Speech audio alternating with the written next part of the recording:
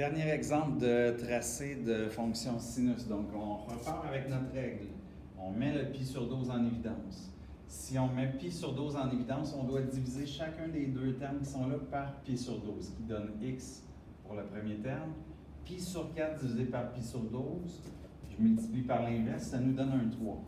Donc, ça nous donne notre règle en forme canonique. On voit apparaître le A, B, H, K. Période est égale à 2 pi sur B. 2 pi sur B qui vaut pi sur 12. Je divise par une fraction, je multiplie par l'inverse, on obtient une période de 24. L'amplitude est égale au paramètre A en valeur absolue, donc valeur absolue de 4 qui nous donne 4. Période et amplitude sont calculées. On part avec un HK à 3,1. 3,1 comme ça. La ligne centrale. On positionne l'amplitude qui est égale à 4, donc je vais aller jusqu'à 5 en hauteur. Et si on part de 1 puis on descend de 4, on va aller jusqu'à négatif 3 en dessous.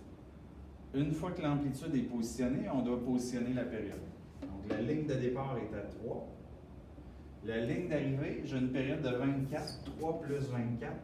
Je vais me rendre ici jusqu'à 27. Étant donné que la moitié de la période va être de 12, si je fais 3 plus 12, bien ça va être ma ligne du milieu qui serait positionnée ici à la coordonnée 15. Ce qu'il vous reste à faire, encore une fois, c'est de partir de votre HK.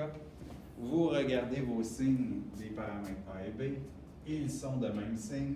Quand c'est de même signe, en partant du HK, on part vers le haut et ensuite vers le bas.